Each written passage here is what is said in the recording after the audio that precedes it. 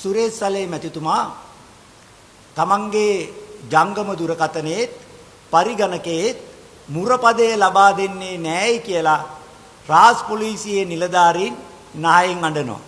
ඒ අය නම් බැරිවේ ආණ්ඩුවේ මාලිමාවේ ආණ්ඩුවේ සිටින දේශපාලකයොත් මාලිමා ආණ්ඩුවට කඩේ යන විපක්ෂයේ සිටින දේශපාලකයොත් මේ මුරපදේ ලබා දිය යුතුයි කියලා නායෙන් අඬනවා අපි දකිනවා. රටේ නීතිය ගැන අවබෝධයක් තිබෙන අයට නම් මේ ප්‍රකාශ තවත් එක් විහිළුවක් විතරමයි. මාලිමාවේ රංගනයක් පමණමයි. ඇයි අපි එහෙම කියන්නේ? සලේ මැතිතුමා මේ වෙන විට පොලිස් විමර්ශනයක සැකකරුවෙක්.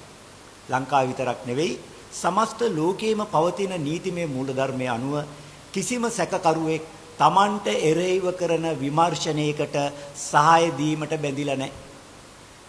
Tamanට එරෙහිව විමර්ශනයට සහාය දීමට කිසිම සැකකරුවෙක් බැඳී නැති බව සමස්ත ලෝකේ පුරාම පිළිගත් නීතිමය මූලධර්මයක්.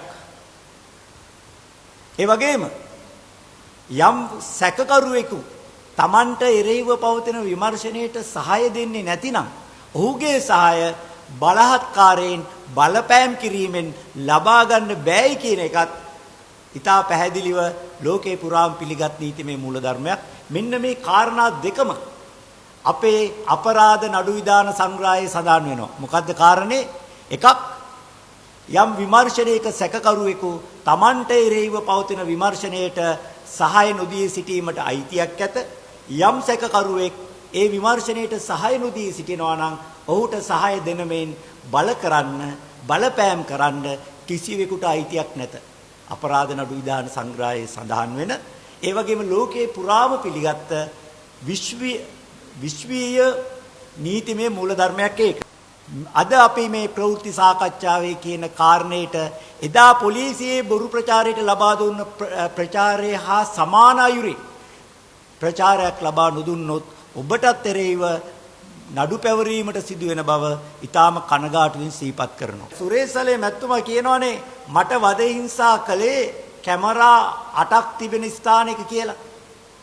සාමාන්‍යයෙන් අපි දන්නවා පොලිසිය වද හිංසා කරන්නේ කැමරා නැති තැනක.